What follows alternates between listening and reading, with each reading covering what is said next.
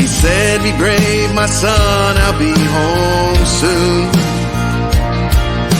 The boy held on to hope till he got that awful news. And as they folded up the stars and stripes, 21 guns pointed towards the sky. As the shots rang out, he flinched a little each time. Then a soldier in his best dress walked up to him, and you know the rest. This show is brought to you by Operation Encore. Operation Encore is a 501c nonprofit that is helping change the lives of our veteran community. Let me tell you a little bit about what they do. They are helping veterans get into the music industry. They're helping them learn the business, get songs recorded, and not only that, making dreams happen. You know, most of these veterans have got the idea of becoming a musician way before they went into the military. And Operation Encore is filling that gap from while they served in the military and helping them change their lives and live out those dreams. Operation Encore is a nonprofit. You can go to this link right there and click on it. Give them a little help. Hit that donate button. Follow them. Learn about all the great things that Operation Encore does for our veterans. Hey, welcome everybody to Spirits and Stories. I'm your host, Donald Dunn. Hey, today we've got a topic that, I have been very interested in. There's 3 different parts of it. We're going to talk a little bit of philosophy. We're going to talk a little bit about the brain, and we're going to talk about some crypto with AI. So all of the stuff that we've had in the past, we're going to just combine it into one episode. So let's meet Jordan, the driving force behind the Sitari Network, a pioneering crypto AI endeavor designed as a future oracle to help humanity anticipate upcoming challenges with years of experiences as a lead developer. In the crypto space, Jordan has blended his passion for AI distributed systems to launch his innovative project. Let's bring on Jordan. Hi. How's it going, man? It's going good. How are you? Man, I cannot complain. I think if I was doing any better, it'd be illegal. Oh boy. So let's start out with a little bit of your background, man. What brought you into the blockchain crypto space? So I'm a techie. I've always been interested in computers. I used to build them as a kid, and I'd play on them, and I'd program on them, and I was into scripting when I was young. So it's just kind of as a natural fit for me. Once I discovered blockchain, though, I saw that it had a real amazing power to make a decentralized kind of network that anybody could participate in, anybody could connect up and prove, hey, I can help this network flourish. I can do valuable work here. So that's kind of what got me interested in that kind of blockchain technology. Mm-hmm. But even before then, I was interested in AI. So I was interested in AI way back, looking at the brain. I actually took the, a lot of AI people, they come through it through computers. They're like, okay, what kind of cool stuff can we do with computers? I was actually coming at it at a different angle. I was interested in AI because I wanted to know how the brain works. So I would look at the brain and then say, well, can we put any of these patterns or algorithms into computers? So I was looking at it from the brain perspective. Okay. Yeah. I mean, the brain is a fascinating computer. I mean, that's really what it is. And there's so much untapped areas of the brain that we don't even use. And I think there's a lot to be learned in that area. You also have a bit of a philosophy background too, if I remember reading in your bio. Am I correct? That's right. Yeah, I took lots of philosophy courses, and I grew up in religion, and that probably is what gave me some of my interest in philosophy. Mm-hmm. Every religion, they have a theology, and it kind of seems to me like the story they have for their theology is kind of a wrapper around the philosophical concept of like metaphysics. So I've always been interested in that kind of stuff too. Okay, yeah, me too. You know, there's I don't know, I kind of find it there's a peace in philosophy, you know, Yeah. and it takes a lot of the anger that's built in the world today. And I was watching your video on how the Satori network is going to work, and it said one thing about, you know, helping us predict upcoming challenges. And I have a feeling this network is going to be extremely busy because there's going to be a bunch of challenges coming. There's no way to avoid that. Um, what when you got started with this, what was the big plan? Was it for more for like predicting markets and economies and stuff like that, or was it more for predicting dangers of humankind, mankind type stuff? I guess it would have to be the latter because I just want to be able to predict everything. Hmm. And when you have something like that, you have a network or a system that can predict everything, then you can anticipate any changes. So, on the economic side, I mean, that would mean if we had this back in the day, we would have seen things like the housing crisis happen before it happened. We would have Yeah. said, "Oh, this stuff is coming to fruition. It's building. We don't see it yet, but we can predict that it's going to happen because it's building right now." So, if we had been able to see that ahead of time, because we had a future oracle, Hmm. and we would have not had one.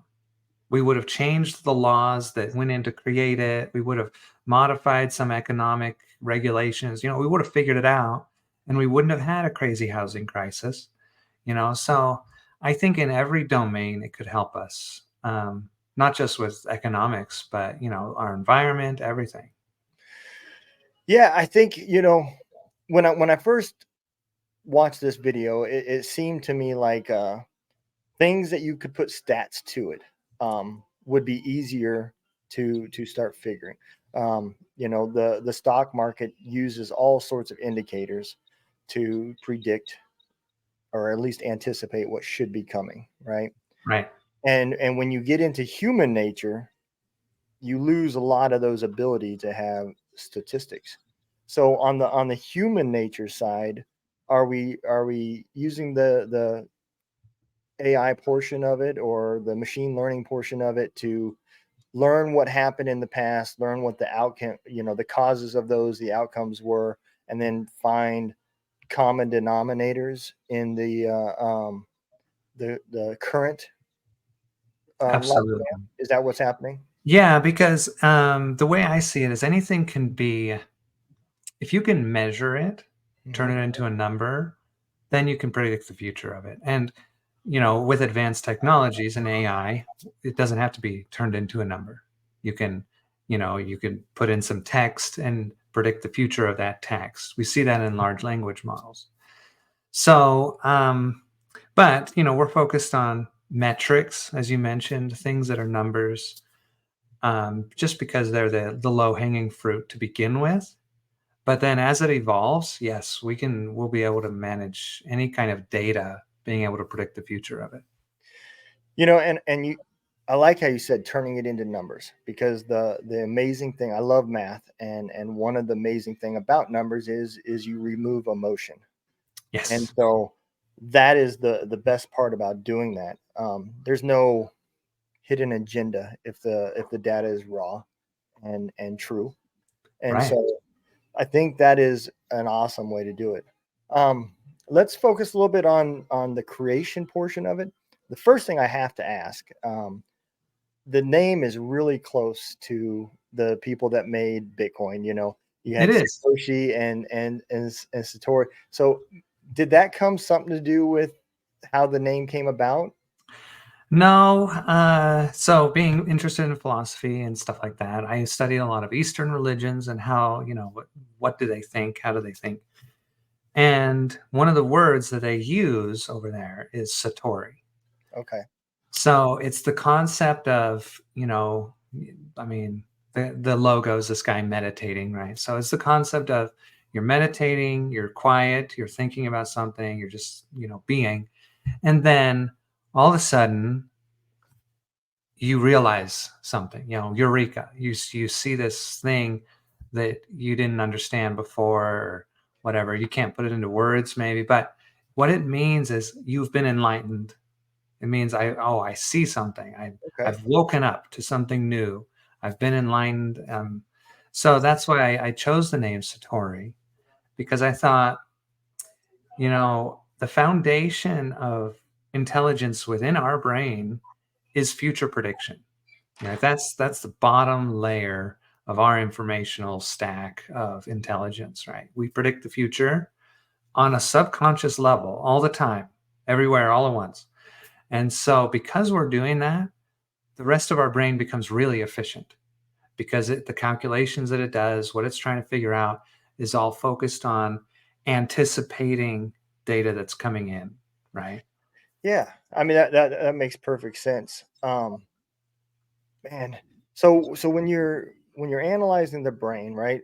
I kind of feel like the brain does something similar to this. I mean, we learn from our life experiences Hmm. to predict that we made a mistake here, don't do this again, and Right. so forth. So I mean, the setup really is similar to the human mental thought process. That's You right. know, how does so I seen the way the network's connected, right? So somebody downloads the program, they become a node, and how does in the background, how does it run to, like the computer says, okay, you're going to focus on this thing of economics. How does that work that it's running in the, I guess, in the background while they still can use their computer, or do That's they right. have to have a dead and okay. So how does that part of it work? It seems like it would take quite a bit of processor or RAM to run this program. It does. So it runs in the background, so you can still use the machine. If it's pinging your machine too much and it's not usable for your purposes, you can pause the engine. There's just one button. You can say, you know what, cool it. Don't try to make the best model at this moment. You can come back to that when I'm sleeping, and you can churn all night, right? So you can pause it. But the way it works is, yeah, you download the Satori neuron. It starts running on your machine. It goes out to the network and it says, is there some data you'd like me to look at? What should I look at? And the network will say, okay, we don't have enough predictors on this data stream. And actually, it will give them several, as much as your computer can handle. Mhm. But we'll just pretend for, description purposes, it gives them one data stream. And that machine says, okay, I'm going to subscribe to this data stream. So this is a measure of something out there in the real world that's a number, like the temperature, on a daily or an hourly basis, whatever.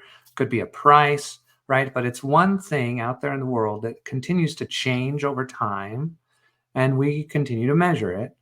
And so it subscribes to this data stream, and that data stream, in theory, will never end. It'll just continue to listen to it forever. And then as it's listening, it remembers the history. It records the history, it doesn't forget it, it has it there. And it says, I'm going to try to make a model of this thing that predicts the future of it as best I can. And so it tries to make a model and it makes one.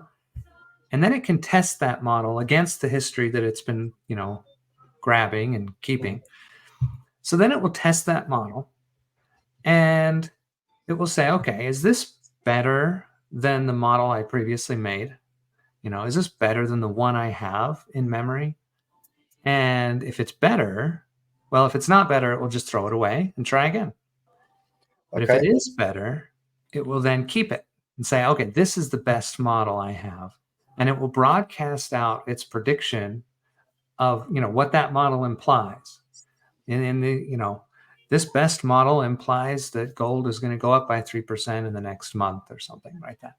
So then it will broadcast that out to the network, and the other neurons can take that information into account in their own models. They can use it. They can leverage the work that's been done by that neuron in using it. So that's kind of the, kind of the low layer, like how the system actually works. What is each neuron actually doing? It's just continually trying to make better models all day, every day. And then when it finds one, broadcasts out a new prediction to everybody. Okay. And now, so the people running the nodes, they can see all these other models that, what it's predicting and so forth. So if they were interested in something else, they would have access to be able to go and see that, or does it all push everything to a website with an interface? Right, the interface. So if you don't even have to run a node Hmm. to see what the network is predicting. You can Okay. just go to satorinet.io and search. And eventually that search will turn into a language. It'll turn into a large language model so that you can just have a conversation about the future. But we're not to that level yet. So we're still implementing the entire structure for the network. But right now, you can still go to the website and just search the data streams, like the raw data, and see the predictions that have been made most recently about that data. So yeah, it's all open. It's open source. It's free. There's no charge. Everything's good. Wow, that is, I did not expect it to be open source. That is amazing. Yeah. Um, the other the other part of this, it sounds like, uh, I mean, it's like the next level Chat GPT, because right now Chat GPT is only taking what it finds from the past. Right. It's not pulling anything about the future. Right. Yes, it doesn't have this huge iceberg of future prediction underneath it. It's just the top layer. And if you ask about the future, it just guesses, Yep. So, I mean, that's something, but it's not good enough. No. Yeah. Absolutely.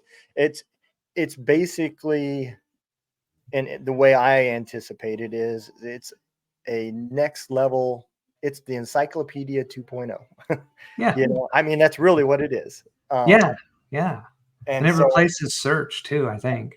yeah, it is. And, I use ChatGPT quite a bit. I do like it.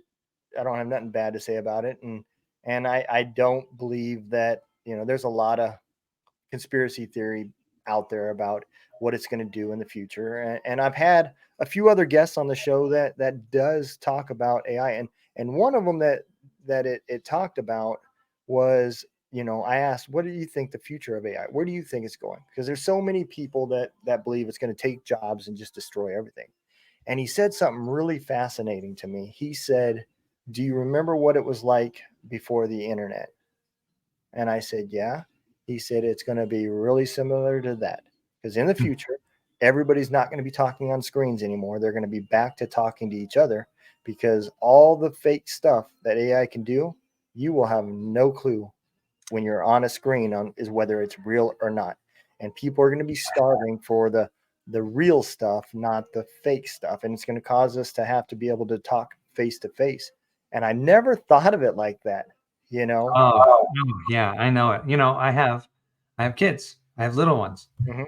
And the other day, my daughter saw a picture of like a giraffe or something. I don't remember. And she's like, "Is this real?" Because she's seen pictures of unicorns and, all this kind of stuff. She's like, "Is it real? Like, that's a weird one, you know?" And so I'm like, "Yeah, that one's real." But pretty soon, how will they know? They won't. How will they know? So, yeah, I hear you. I seen an ad, and I'm 99% sure that it's a fake ad. It was on, I think it was on TikTok, is where I think I seen it. And it was Joe Rogan interviewing a guy that had some sort of program that he was selling. And I listened to a lot of the Joe Rogan episodes, and I've never heard him say anything about this product that he Mm. was advertising, and it was a straight ad for it. So I'm pretty sure that it was a fake, and there was no really emotions to the face or anything. But yeah, you're not gonna, it's gonna get to that point. I mean, it's already almost there. I mean, people are now AIing fake video chats and FaceTimes and stuff like Yeah. that, you know. So it is coming, but in our life, I think there is an amazing tool to be had. No different than the internet. The internet is an amazing tool. Just depends on how you use it. You know, you can use it for bad. I can use a car Sure. for bad. Sure. You know, it doesn't make it any more valuable or any less valuable. It's still a valuable tool. And so I think AI has that place. I use it a lot for editing my books and learning how to do new programming stuff and stuff like that. But I don't see it replacing people's jobs because there's still a creativity that's only going to grow from humans as we're learning more from the AI. And what I was kind of getting at is now we're going to go from learning something that we know about to with your version of AI, we're going to learn about something that hasn't happened yet. It's coming from the future, Right. allowing us to adjust um, and so forth. How do you see that changing the human? And I'm sorry, it was a long ways to get to that, No, no problem. but how do you see it changing people? You mean when Satori comes to fruition and it can really be good at okay. Yeah. So like we don't have a future oracle on the planet. Okay, so what everybody tries to do is predict the future in their local domain. So if you're a weatherman, you're trying to predict the weather. If you're a CTO or CIO, you're trying to predict, the environment that your company is going to be in within, 5 years or something. And so we're all trying to predict the future, but we're doing it in a really isolated, siloed um, way, right? We don't share that information with everybody. We just use it to make our own decisions, right? That's what we do. Yep. Okay, so Satori, if it comes to fruition the way I hope, becomes a network that can take all of those predictions, and they'll be generated by machines, right? It can take all those predictions and bring them into, under one roof, bring them so that they can be correlated with each other so that it can have this holistic view of the future, right? So if that happens, we call that a future oracle. It's the best thing on the planet that can tell us about the future, right? It's not perfect. It's going to make mistakes, but it's, way better than anything else that exists. Yeah. No. When that happens, it seems like there's a lot of things that, are knock-on effects from that. One of the big things is whatever it predicts could become a self-fulfilling prophecy because people listen to it. They say, oh, that thing's really good at predicting. Well, I guess it's right. And so then they behave as if that's going to happen and it makes it happen. I could see that. So that's one thing. We might want to come back and talk about that in detail later. But there's another thing that happens, I think, and that is if we all have equal access to this, everybody knows what it's saying, we can all come into consensus immediately or pretty quickly on what to do. Like if we can then say, okay, well, Satori is predicting some kind of disaster here, like the housing crisis. Mm-hmm. Well, then why don't we change our laws? What if, and we'll be able to give Satori hypotheticals. We can say, what if this law changed? What if, this kind of data looked different? Then what would the future be? And then it will be able to say, oh, in that case, I think this is what would happen. So we'll be able to determine kind of how to take the best actions to find the best outcome for our entire civilization as a species, right? And so I see one of the reasons that we don't take action, which sometimes is a very good thing because we don't know what we're doing. But I see that we bicker and we fight and we have different opinions and nobody knows who's right. With a future oracle, this is probably what's going to happen. And if we change this, this is probably the better outcome we'll get. And everybody knows it. And so it makes our decision-making process, makes us much more agile as a species. I kind of feel like throughout time, we as a species, I mean, we're the apex species on the planet, right? So the only reason for that is that we've been able to adapt to our environment again and again. We're the most adaptable thing. So we were able to adapt to savannas and different colder climates and all that kind of stuff. Then we were able to adapt to living in tribes and living in nation states, and we've adapted to our social environment. And now we're in this kind of technology environment where we're surrounded by technology. We communicate through technology.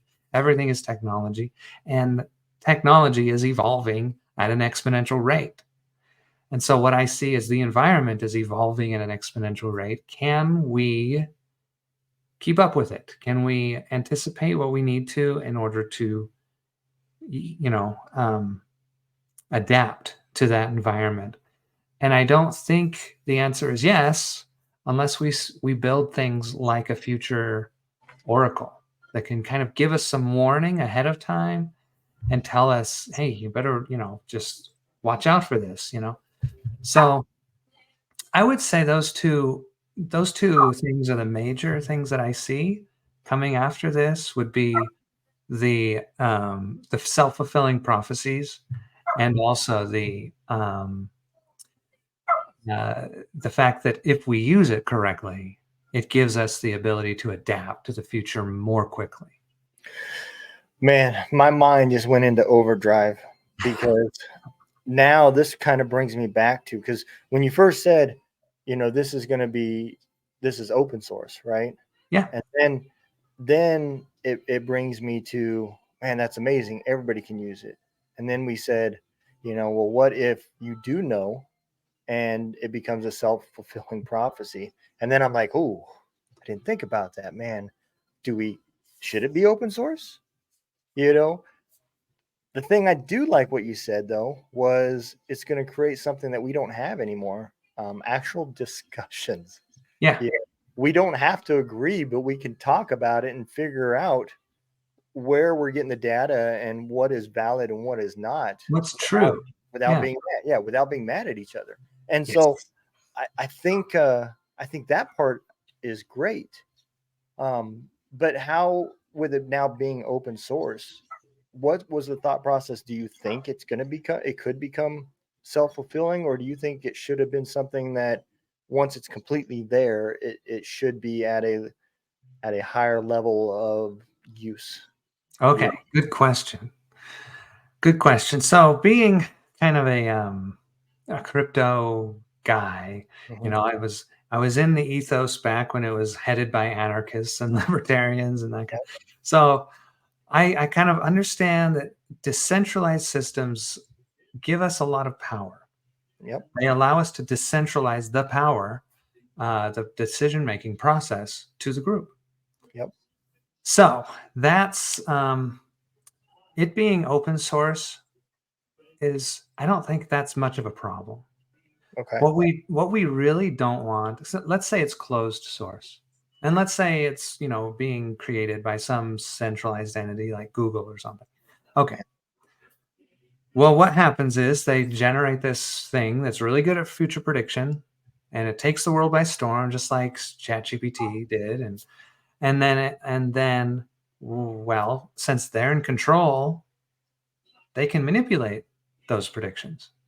They can say, oh yeah, well, it predicted this, and isn't that convenient? It gives us more power. So yes, they manipulate it, and then they have the power to make self-fulfilling prophecies to their own ends. That is true too. That's a big problem. So I think the solution to that is you decentralize it from the start. You say anybody can. What you're trying to do is decentralize three things, as far as I can tell. You're trying to decentralize the production of it so that it can be produced by anybody. Anybody can make predictions.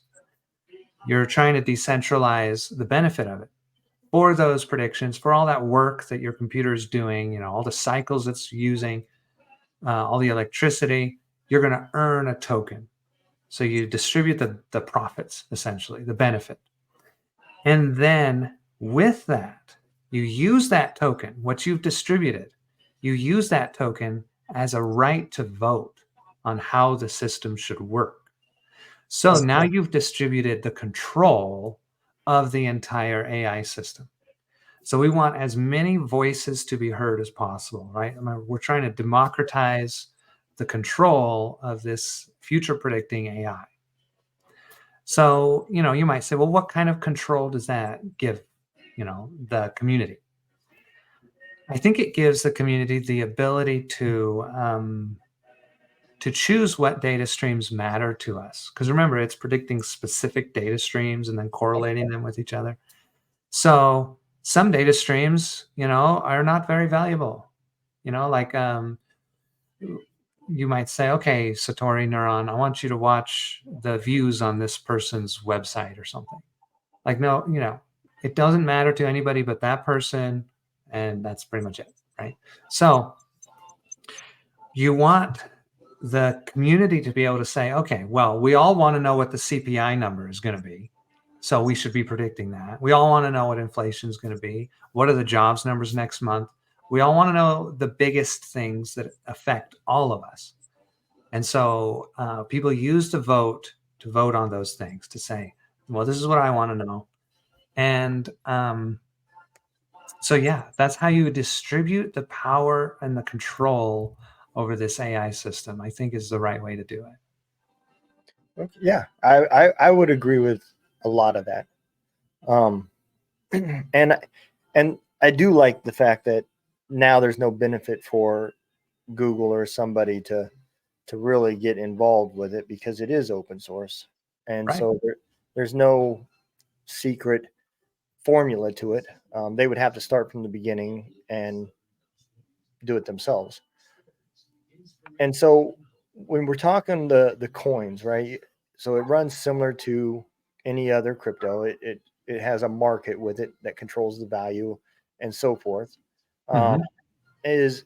is this similar to like Bitcoin? Is there a point where as somebody uses, there's only going to be X number available, or is this something more like Stellar, where there's basically an unlimited amount of coins out there?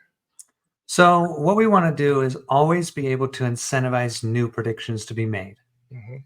So I figured, okay, well, the token holders are technically in charge of this. They can change it. And so in the future they might change it. But the way I've started it out is saying, okay, we're going to have a slow rise, kind of a linear rise to a certain point where it's going to plateau. And Bitcoin had kind of a meteoric rise where it was like straight up and then it plateaus. We're going to just, even that out for a little longer of time, And then once it kind of plateaus and the inflation rate goes from like 100% down to like 2%, then we're just going to stick at 2% from there on out. So like in 20 years or something, then it's like 2% forever. And so I feel like that's enough that it allows new entrants into the market to say, hey, I want to get part of that 2%. I want to, but it also incentivizes people early on to build the network, to kind of scale it. So once it's scaled, hopefully we're at that 2% mark. Okay. Well, like any other business and any other startup, it requires capital. Have you guys started reaching out to people? I mean, with it being open source, it had to be probably a little bit tougher to get, companies to want to invest in it. But what have you guys been doing to raise capital? So I started this like 2 years ago, over 2 years ago. I saw the vision. I actually had the idea like 10 years ago, but Okay. I didn't know how to implement correctly. So 2 years ago, I was like, okay, now I have enough skills. Now I understand it enough and I understand the environment enough that I can do this. And so what I decided to do, I knew it would be hard to get capital. And so I figured I'll just build it. I'll just build the smallest, simplest foundation version of this. And I don't know how long it'll take. I thought 1 to 2 years, and it's a little bit over 2 years now. But I thought I can build it on my nights and weekends. Eventually, people will start building it with me, and I do have a few people that are building it with me now. We have had some people or some groups recently want to invest because they see, oh, this is a real thing. It's coming to fruition. You're in beta. You can actually download it. It's not quite bug free, so we haven't launched, but we're working on it. We'll get there this year for sure, probably soon. So people have begun to notice, and they've offered. We haven't taken any investment yet. Yeah. We might not need to. I mean, because I think if we ever do, it would probably be after launch, because we can get all the way to launch by ourselves, so why not? So, but to take it to the next level, I do think we're going to need investment, Yeah. because we've built this kind of MVP layer. It does all the things, but in a very basic way. Mhm. And that's where we're at. So to take it to the next level where the AI engine is really powerful, we're going to need some like real cool data scientist types and a lot of developers. And so we're going to need some investment to take it to the next level. You hear that, Elon? Get in here. No, I mean, I know there's no way it could be cheap, Right. It's going to take capital, and there's, I think it kind of gets messy when you do start bringing in investors, because now you don't Gotcha. have necessarily the blockchain voting. You have, you have investors, and they want to return on their money. It wasn't a 501c that they donated to, Right. and so that area does get kind of tangled. And I think it's great that you guys are not doing it till after launch, Yeah. because in early stages, I know with my nonprofit that I'm building, I have, if I would have known then what the plan was later, I would have had different names for it. I would have had Mm. different thought processes of how it was built, what needed to be done first, and everything. And instead, I went at it as, let's just start here and we'll see where it goes. And Yeah. Sometimes you got to do that. yeah. And so I think it's great to wait until you're at that launch period before investors come in, because you're creating the foundation now that's going to decide what the future holds, what it does. That's And right.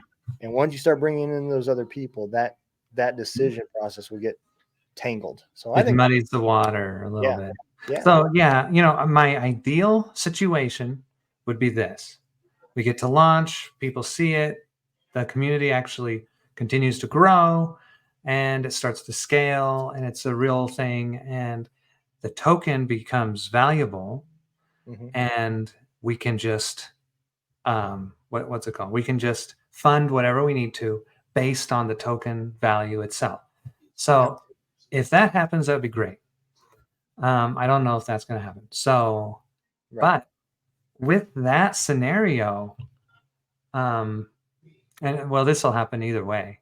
The the Satori Foundation, that's kind of in charge of helping the ecosystem evolve and grow and everything. Um, that foundation is going to be a 501c3. So we don't have the designation. I'm not a business guy. I'm a developer, so I haven't been really working on that part of it yet. hmm, But that's what we want. We want it to be a open source and a nonprofit organization.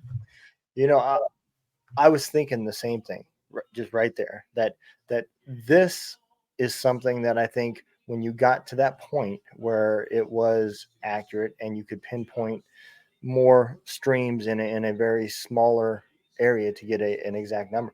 There's a lot of things that some of these nonprofit organizations would help.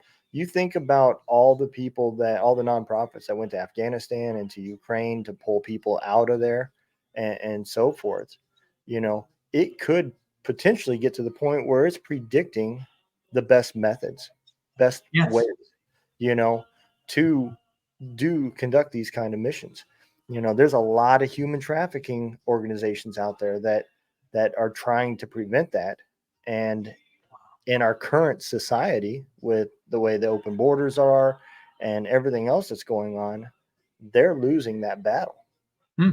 And something like this may also be a way to help track down where people are based off of activity and websites and all these other data points that only the FBI, a smaller organization, has access to do. But this can be done now on a much larger scale. That's you know awesome. Yeah, I never thought about that.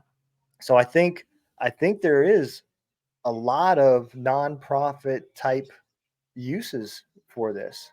you Cool. know I'm sure half the people listening to this says I'm downloading it and finding out what the next lottery numbers are. But it has much more meaning than that. Yeah. There's a lot of good stuff that could come from something like this. And I think that's amazing. you know Yeah, so me too. the more we talked, I'm glad you open sourced it, because none of that type of stuff would have ever came about um, if it got in the hands of Google or these big companies. That's right. Because now it's about shareholders. So Right. Yes, so exactly. that's amazing, man. My hat's off to you. So the the crypto part of it, right? And I go back to this because I do like crypto. I do believe there is a place to it.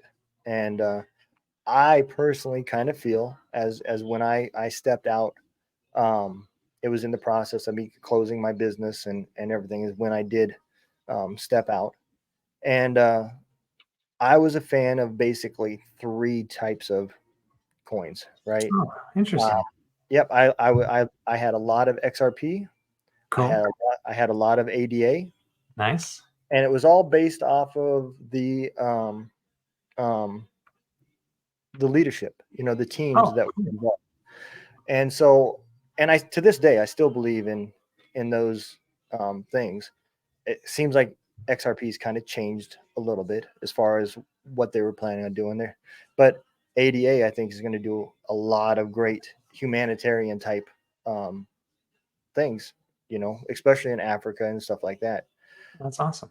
Do you see this spinning in any way to where there's additional uses on the blockchain for these other kinds of projects, other people to build off of it to create something else?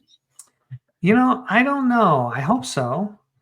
I when I think of, okay, what can you build on top of this? I actually don't think the blockchain route. Hmm. Like there's probably stuff there, but that's just not where my mind goes. My mind goes to the intelligence route.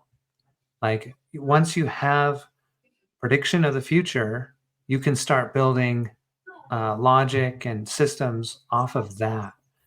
So I hope so. I hope so. Yeah. But yeah, And I think that's the part about crypto I love. You know, I never I never bought into the whole we're decentralized and down with the banks type right, philosophy. right, Um, that was the other extreme. Yeah. yeah, But but I did believe that there was a use for it. yeah, Um, totally, we seen it with Venezuela. When their economy completely collapsed, exactly. you know, Yes, they turned to Bitcoin. The people did, and then Venezuela said, "Oh, well, we need to come up with a cryptocurrency because they're using Bitcoin instead of our stuff." And part of actual currency requires trust. You yes, have to believe in America, to believe in God we trust, backed by the U.S. government, and all those things that they say on our currency. If you don't believe in that, that paper is worthless. that's right, And so, pure crypto, you don't have to have that trust. The trust is the blockchain. right. There's no way to avoid and do fraudulent stuff, minus hacking and stealing people's coins out of their wallets and stuff. But um, Yeah, but it, that all happens within like more complicated systems. yeah, The smart contracts that weren't, engineered perfectly. yeah, That's the scary part about smart contracts, is yeah, that you have to do it right. And that's okay. I mean, we can do it right, but we're going to make a lot of mistakes along the way, and we've seen that happen already. So it's Yeah. risk.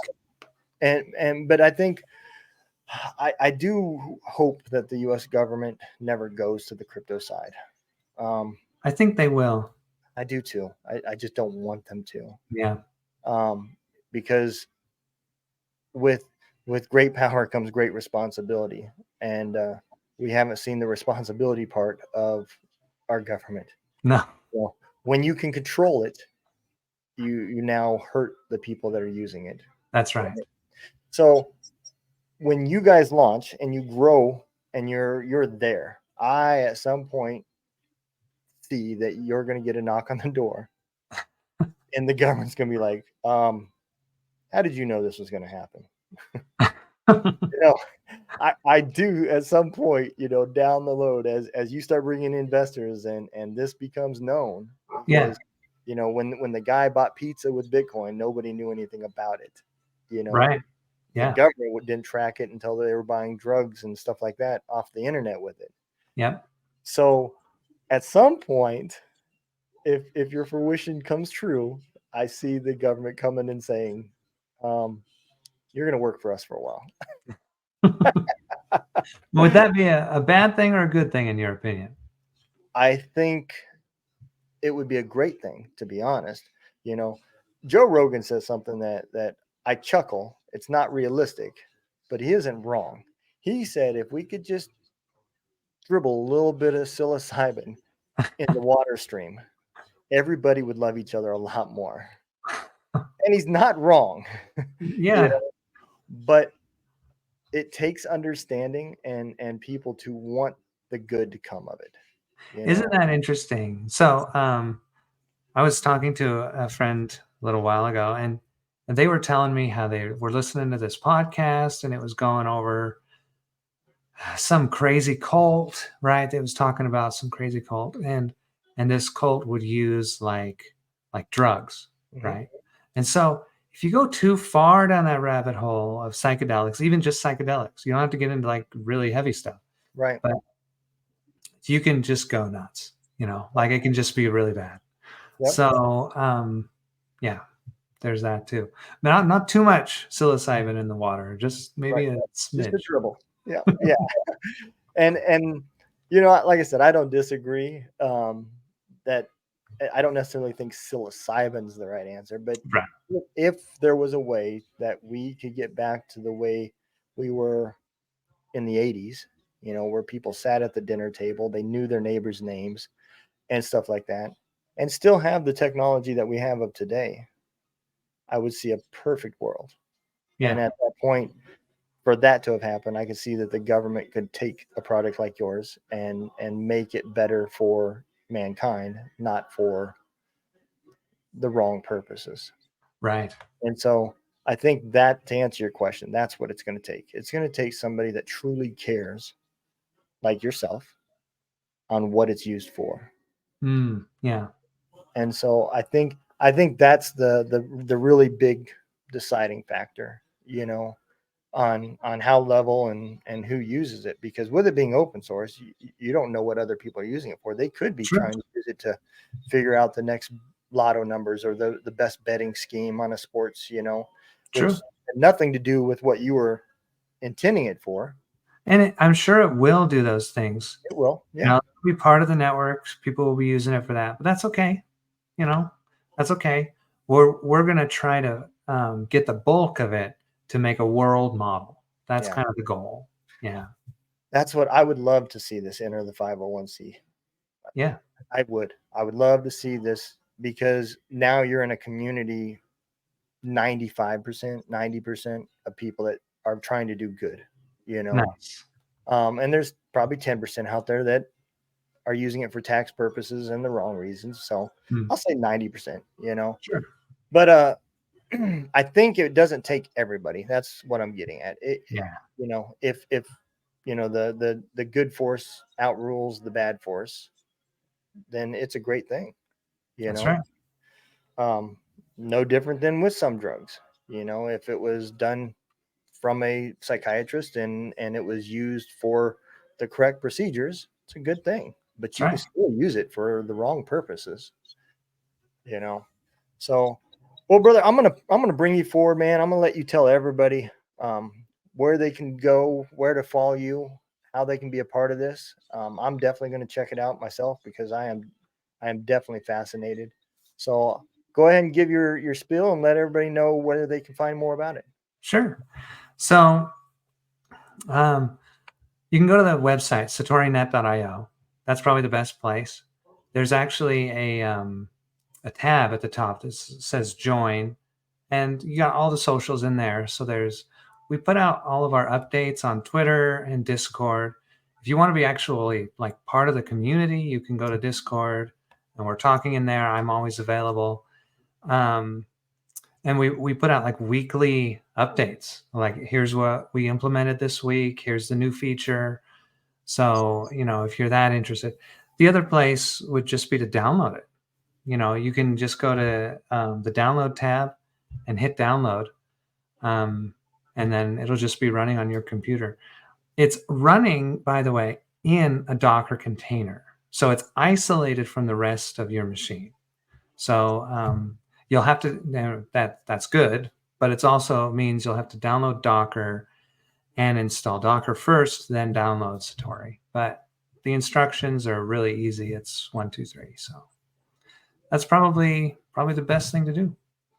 All right, man. I'm definitely going to do it. I'm definitely going to check out your site. I am fascinated, and I think you're doing an amazing thing. Um, I hope a lot of good comes from this because I could my mind just running from our conversation, seeing a lot of good things that could come from it. So I hope others do too, and I hope you guys grow and become the next hot market of top 3 coins. You know, I hope so. Yeah. yeah. Cool. I would love to see the you guys being able to do this from the value of your coin because Yeah. you get to keep ownership at that point and 100% of decisions of where and how to stop some of the bad stuff and the good stuff from happening. So Well, with that, if it's funded that way, which is my ideal, the actual community has control over how much funding that is. A yeah, lot of these projects, they say, yeah, we've got a dev fund, and so it's 20% or 10%, and that's just what it is. And we're just going to take all those tokens forever. And what I did with Satori was I said, okay, we have a dev fund, it's a certain percentage. And as soon as it goes live, people can vote. They can use their token to vote. It should go up or down. So if we're doing a good job, hopefully it'll go up. If the community thinks we're doing a bad job, it'll go down. And I think that's the way it probably should be. I completely agree, brother. Yep, that's the best way to do it. Because now the numbers are deciding without the emotion. You know, That's right. so I love it, brother. Well, I'm gonna put you in the green room and throw my exit video out, and I'll be with you in a second. All right, man. I appreciate you coming on. It's been an amazing conversation, and I know everybody else is going to be clicking on the links as soon as the show's over. So I'll be one of them. All righty. All Thanks. right, brother. All right, man. So I am super fascinated. Can you imagine the good that you could do with actually knowing the future? I mean, not just for profit, but in the nonprofit side of the house, the amazing things that you could do with this information. I see a ton of ways that it could help the veteran community, and I'm sure there's ways that the individuals could use it to strengthen their relationships and friendships as well. So I hope all y'all checked it out. I'm super fascinated with crypto. I have not had a lot of classes or a lot of shows about crypto, so it was about time to happen, and I'm glad it did. I want y'all to take care and remember, don't let the day kick your ass. Kick its ass.